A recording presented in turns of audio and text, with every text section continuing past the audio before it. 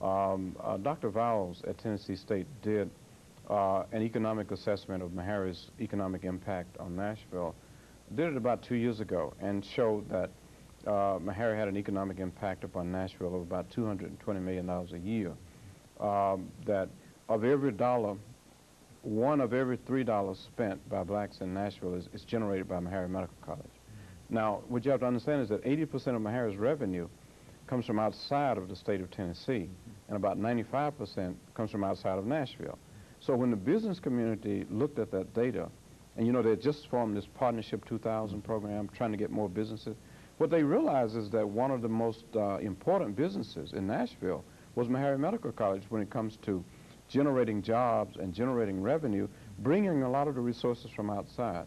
Since that time, the Chamber of Commerce has taken very seriously its support for this merger. It appointed a special task force chaired by Ben Rector. They have been meeting on a regular basis ever since.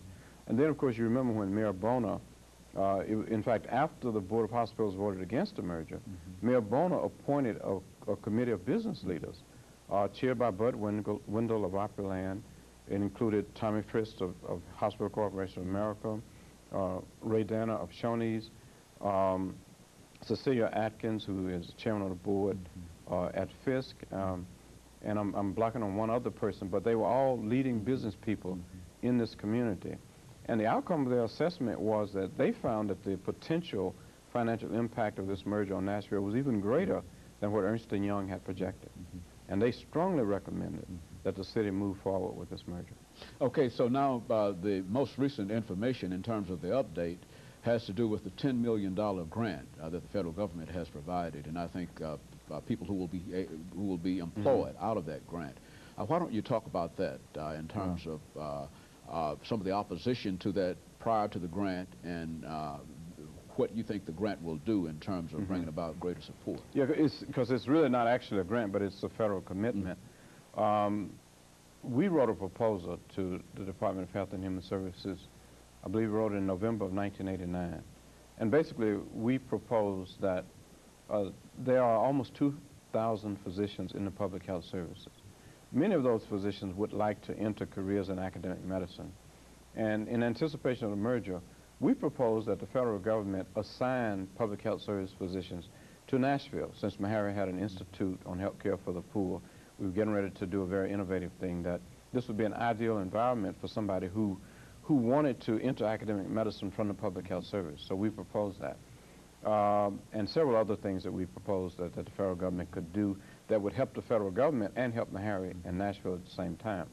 And reviewing that proposal and sending 3 different task forces to Nashville, the Department of Health and Human Services decided to do several things. One, to provide public health service physicians to Meharry with the understanding that they would be developed into careers in academic medicine. In the meantime, they would take care of patients, supervise residents and students. These are people who are trained, who have finished residency training, who are board certified, are board eligible in their specialties. They also arranged to develop linkages between Meharry and 2 of the neighborhood health centers, Matthew Walker and United Neighborhood Health Centers. And they provided money for faculty development, to take new faculty and develop them into seasoned faculty. It's a tremendous boost because about a year ago, everybody was saying they didn't believe that Meharry could recruit the added physicians needed. And this commitment on the part of the federal government provides those added physicians. Very good. And so the merger is moving forward. Dr. Satcher, what I'd also like to do is to talk about some other issues, certainly that will impact upon the merger.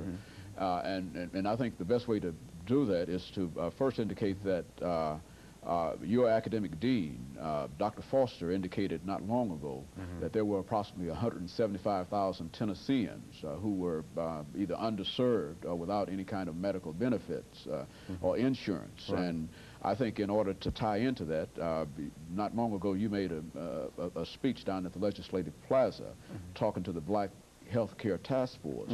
And I think your vision there was to see Meharry as the major institution in the nation, providing examples and other things so that other institutions might be able to buy into that. Why don't you talk about your vision in reference to what Meharry might be able to do as the leader in terms of trying to provide some kind of access and some kind of other things that are needed in our medical profession today. Okay, let me say, you mentioned